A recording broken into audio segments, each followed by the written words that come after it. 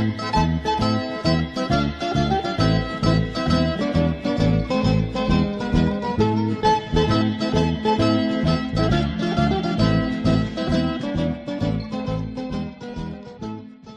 everybody and welcome yet again to another show of Lunch Guide. My name is Chef Andy and today I've got something very interesting for you all. We're going to be making a classic bean chili and I'm also going to be making some naan bread which you're all going to be able to see how it's done from scratch. But before we proceed, I'm going to start off by introducing the ingredients before us today. So right from the front I've got some hot sauce, some curry powder, some nutmeg and some tomato puree. I've also got some honey, some tomato paste, some cayenne pepper and some black pepper. I also have just a little bit of butter there, some nicely chopped tomatoes, some red beans. I've also got some fresh coriander here. I've got a bit of flour, just some regular water. I've got some olive oil here and some salt. I've also got some fresh parsley, some red onions there, some beautiful green chilies, and last but not least, some garlic. So we're going to start off by taking a short break quickly, just to allow you all to get ready for the show. If you're going to be taking notes as well, this is your chance to grab your pens and papers. And when we come back from the break, we're definitely going to just jump into the main dish. So please don't touch that dial. We'll be right back.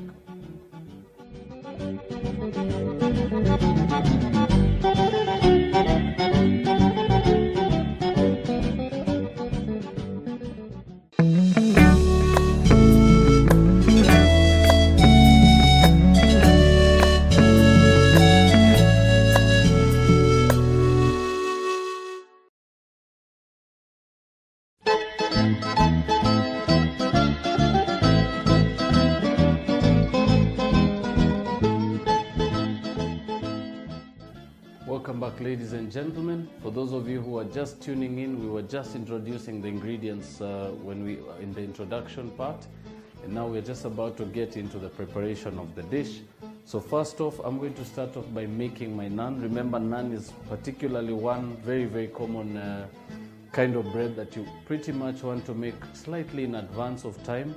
And basically, by the time you're actually ready to make it, you should actually give it quite a bit of time to prove, which should actually take you between 45 minutes to an hour and a half. So first off, I've already got a pot here that's already going with some water. We're going to be using some hot water just to sponge our yeast. And then next up, we're also going to be using just a bit of flour, a bit of salt there. I also have a bit of butter here, a bit of olive oil, and last but not least, some cold water, which I'm going to use much later. So I'm going to start off firstly by melting my butter quickly in the microwave.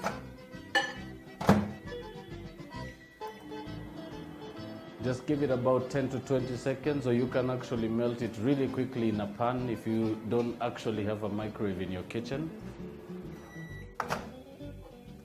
Right, so simple as that.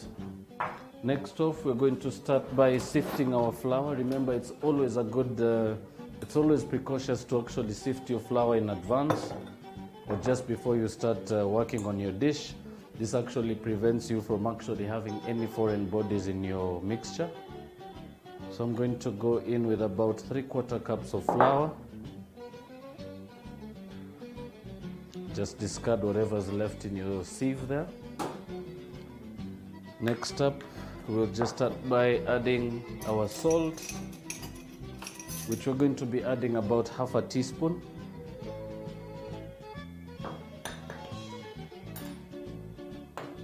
Next up, we'll add our butter.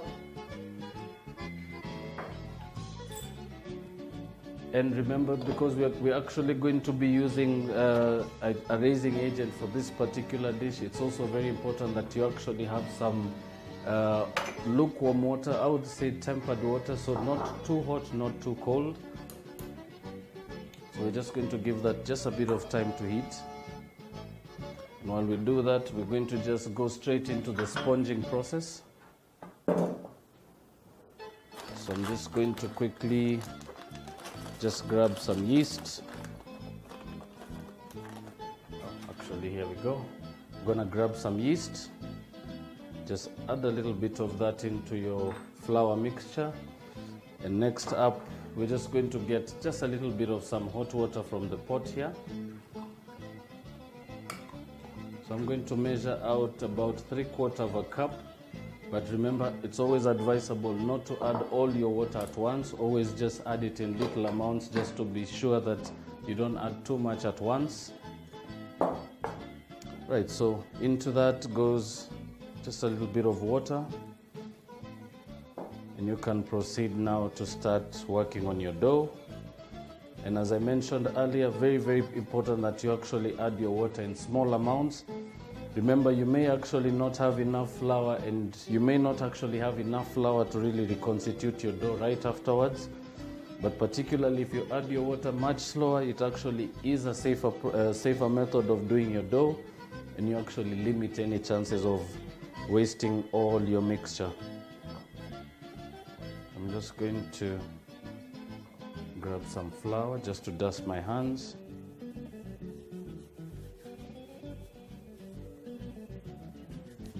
All you need to now is continue to just combine your dough mixture in the bowl there. Remembering as well to always scrap off whatever is on the sides of the bowl. We're just going to add just a little bit of water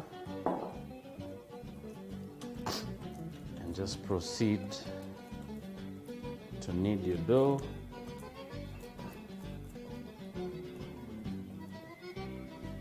And then always just reserve just a little bit of flour on the side.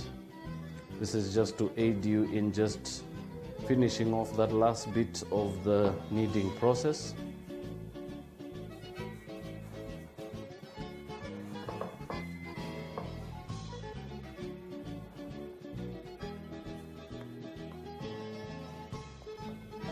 That should take you about a nice between 5 to 6 minutes just to get your first process done. Right, so by the time you're done getting your mixture together, your dough should actually now, all your flour should be able to reconstitute to the center of the bowl. You should actually be able to have a nice clean bowl just like you started. And you can actually now just put the bowl aside. And now all you're left to do now is just to knead your dough on the surface. So I always use just a little bit of flour.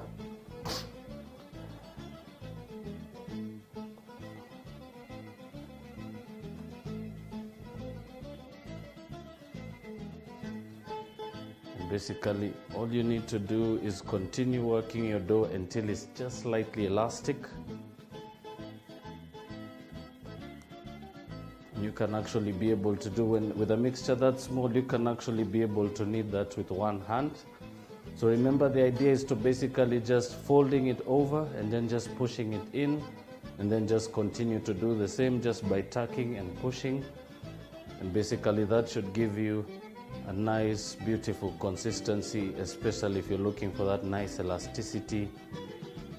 That should actually be a very, very easy technique to do so.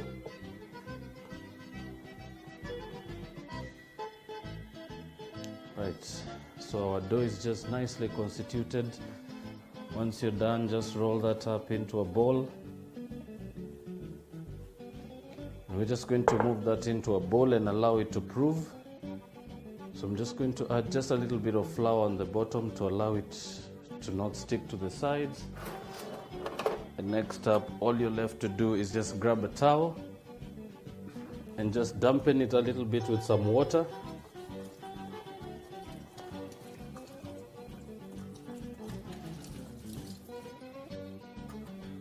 All you're left to do now is cover your bowl and just allow that to start proving. I always insist, put it in a nice warm place. I like to place it just right over the oven, but I particularly like to let my oven heat up before I do so, and basically just allow that temperature to really work its way up.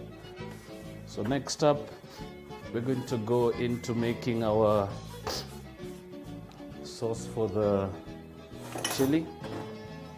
Just going to clean our countertop quickly.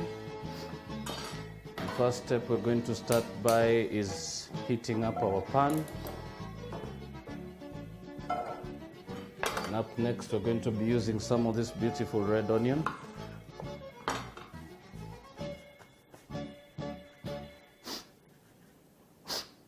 Right, so start off by chopping your onion into very, very small cubes.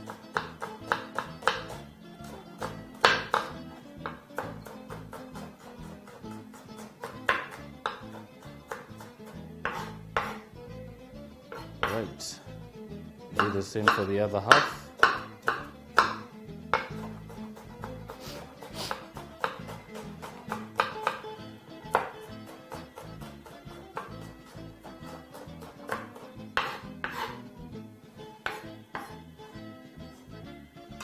Right, next up, just add a bit of oil to your pot. Just allow your oil to heat up really quickly. Then we're also going to be using a bit of this beautiful garlic. So these are already peeled. All you need to do now, just chop those really coarsely.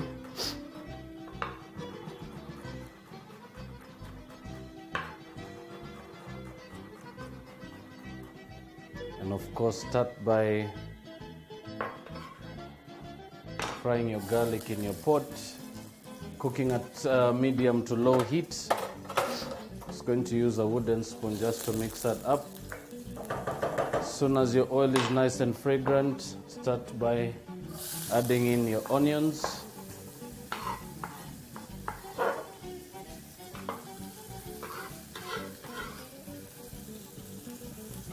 And proceed to mix everything together.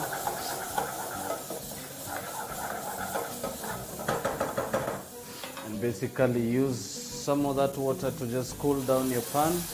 Remember, you're not really trying to color your onions, you're just trying to get them nicely cooked and fragrant. So add just a little bit of water and allow your pan to proceed cooking. Next up, we also have some tomatoes which you're going to be incorporating to the dish.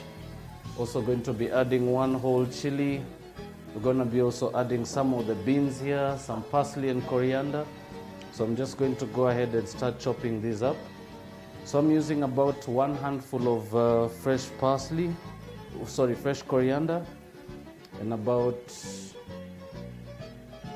3 heads of fresh parsley. So just proceed to just chop that really coarsely. And do the same for your coriander.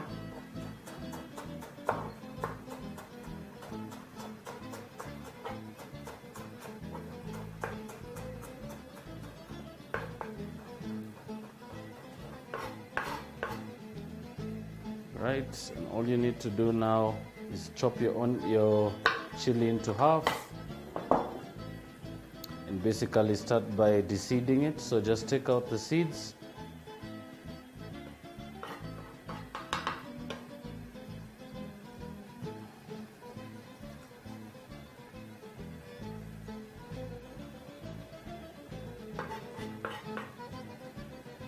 And then proceed to cut your chili into some nice thin strips.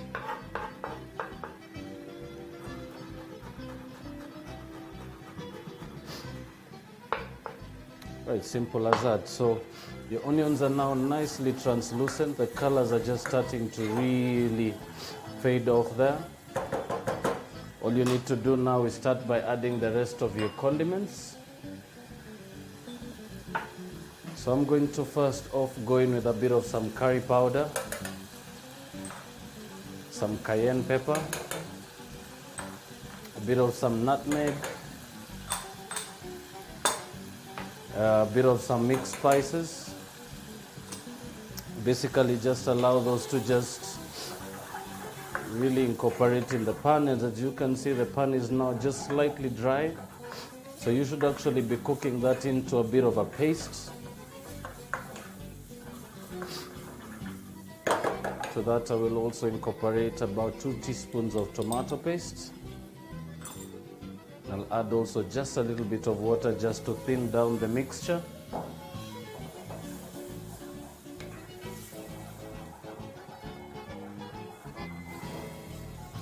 So this should actually start to really constitute into a nice thick paste, more like a curry.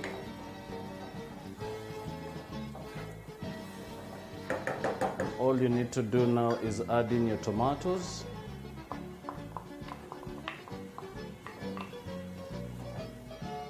And last but not least, your red kidney beans. Then just give that a nice thorough mixture.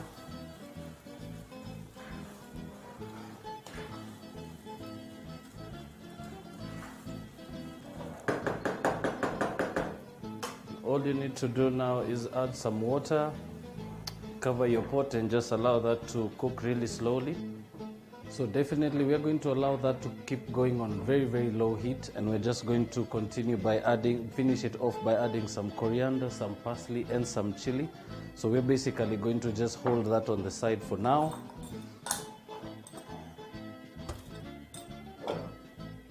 And now coming back to the naan, as I mentioned earlier, we're basically going to give that quite a bit of time to prove, but I already have one that we had actually made slightly a little earlier. And you can be able to see now this one's actually well doubled in size. As you can see, this one's now doubled in size and it's nice and well risen. So this is about ready to go. So we're going to first of all start by clearing some of the stuff in front of us.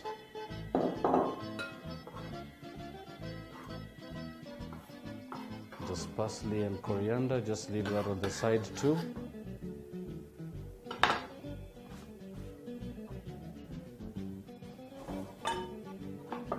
Basically all you need to do now is turn your board around. And now basically back to the naan, as I'd mentioned earlier, definitely always needs a bit of time to prove. This has now been proving for about 45 minutes to an hour. So I'm just going to start by just loosening it off the bottoms of the bowl.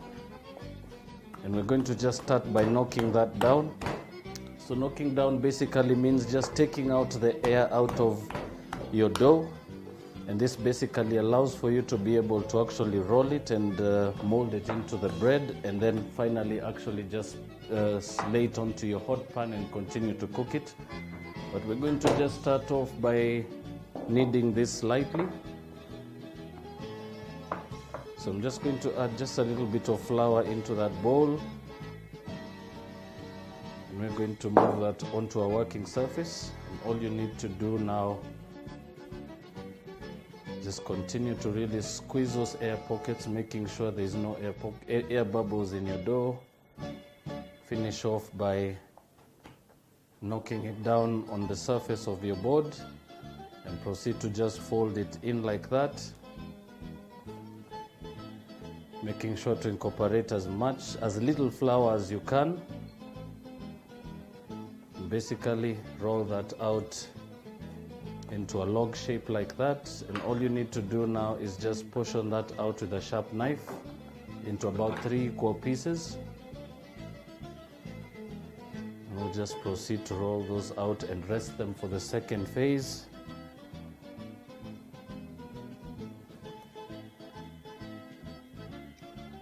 So these are basically now going to go into the second resting phase. We're just going to dust them slightly. We're just going to allow those to sit on the side for about 4 to 5 minutes, and then we're going to proceed to cook them on a hot pan. So we're going to first of all check on our bean chili. Just going to give that a quick mix once more. And it's now just starting to really thicken up, and the flavors are really starting to really come through. But just to finish that off, some very, very important additions just to give it a bit of flavor and some appearance. Some coriander and some chilies and some chopped parsley. So give that one more mix right through, making sure to really get that parsley and coriander mixed really well.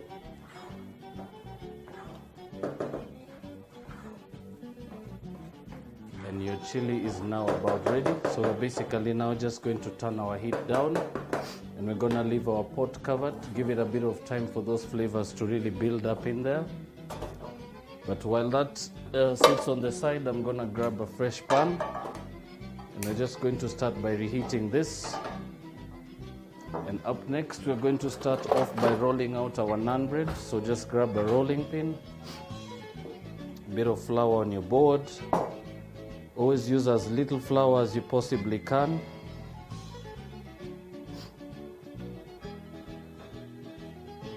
Right. Next up, all you need to do is grab your naan bread. Just roll that into a nice firm ball. Just a bit of flour over the top, a bit of flour as well on your rolling pin, and just proceed to flatten that out on your board, rolling it out to about 2 inches in diameter. So as soon as you get to about 2 inches in diameter, you're basically now going to just move that onto your hot pan with no grease, of course. Just lay that on your pan and allow it to actually start its first cooking process, and just continue to do the same for the other pieces. So always start off by rolling that into a nice beautiful round ball. It always makes it a little easier to roll it out into a perfect shape, and just proceed to do the same. Stretch it out to about 1 inch, turn it once, giving it a bit of flour on the surface, and proceed to roll that out to 2 inches in diameter. Should actually give it 4 to 5 turns before it gets onto the pan, and it's as easy as that. I'm just going to grab some tongs now. So remember, the pan is sitting at between medium and low heat. And basically, as soon as you have your first side browning, just turn it around, and what you should be looking for is those beautiful little brown spots.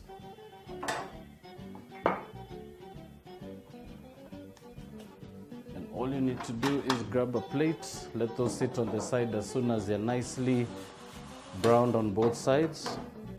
Making sure to not actually overcook your bread at this stage, because you're actually going to cook it for the second time.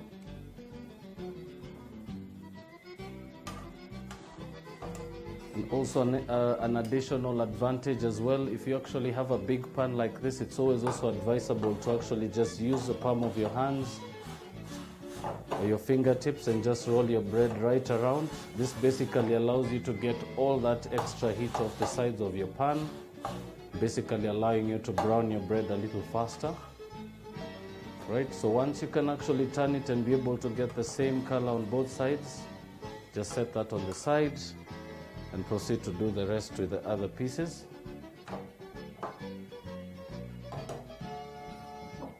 We're just going to proceed to roll out that one last piece.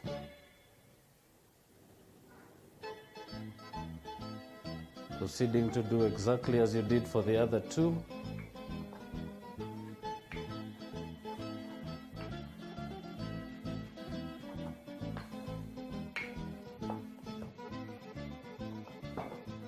And always just allow for a little bit of dusting, especially once your dough starts to attach itself to your working surface.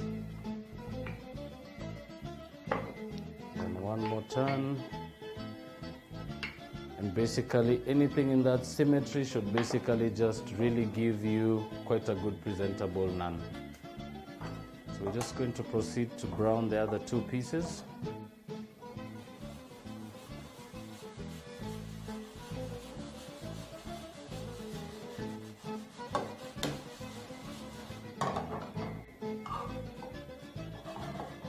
Right, so basically what you're looking for in cooking naan, particularly this kind of recipe, requires for you to cook it as low, in very high heat and as much little time as possible. So this has now been browning probably for about 2 minutes on each side. And you can see the colors just really pop out really well. Just same thing for the last piece. Continue to cook just the same way all the way to the end.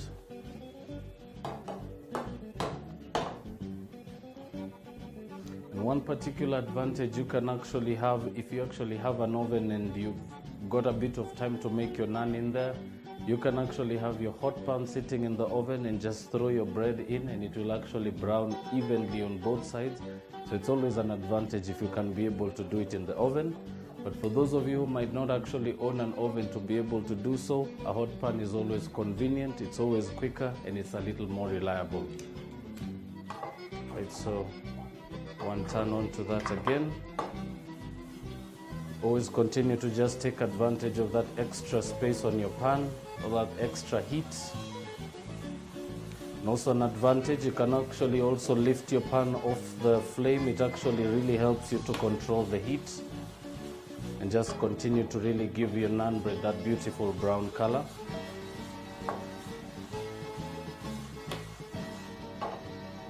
Just turn it once to confirm. Once it's nice and brown, take that last piece out and allow that to rest. And basically it is that simple to actually move from the first process of basically kneading your dough. As I mentioned, we already have the dough that we were working on earlier, so this is still proving, and you can see it's still a little small in size. So basically one particular thing you always have to remember when working with the yeast, especially for bread, always give your bread at least an hour to actually prove. Always remember to actually rest your bread in the 2 phases as we mentioned. Knock it down also. It's always very important to actually knock down your bread. Remember, those air pockets is basically what you need to eliminate. Now we're going to slide into a short commercial break now, and when we come back, I'm basically going to show you how to finish off plating your beautiful chili, and basically how to finish off your naan on a hot pan with a bit of butter. So please don't touch that dial. We'll be right back.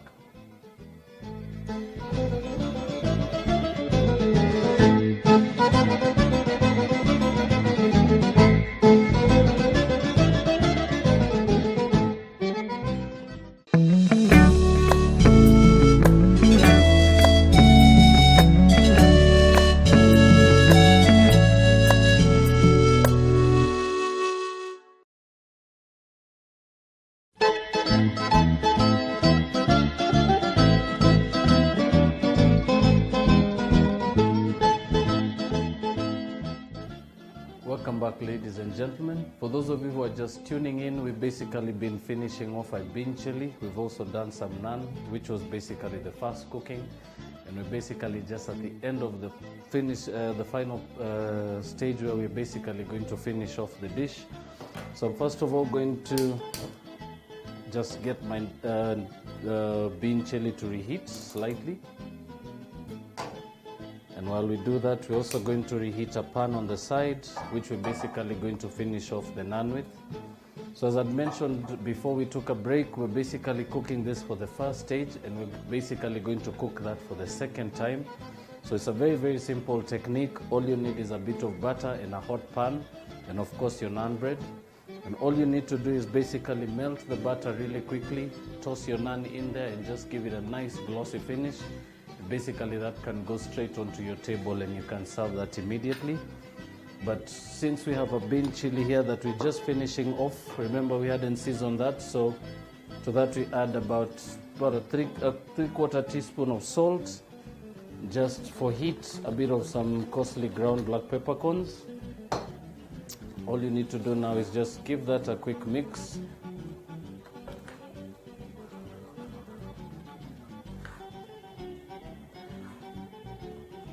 Now this is ready to go onto your plate.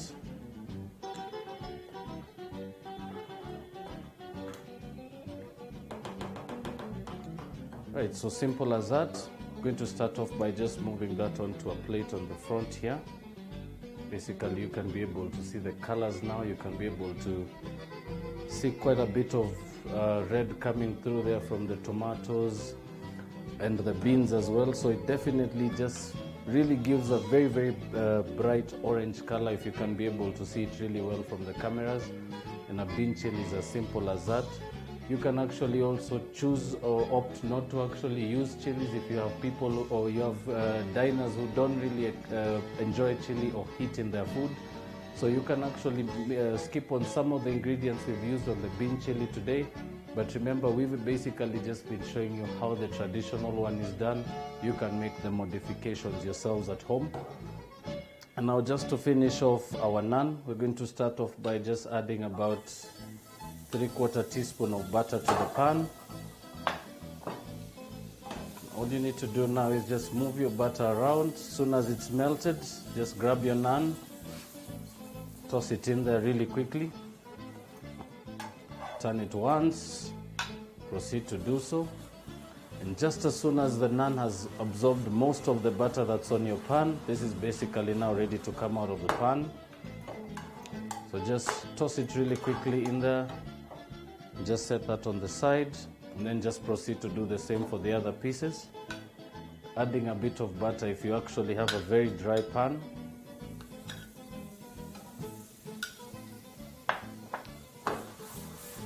Just proceed to toss your naan in the oil, in the melted butter. Proceed to turn it once again.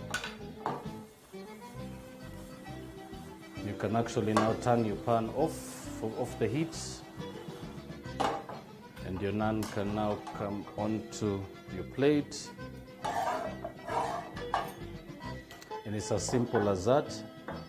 So just a simple technique of serving naan, very, very simple. Just hold your pieces one on top of the other, slice once lengthways and turn around 90 degrees. Slice it once more.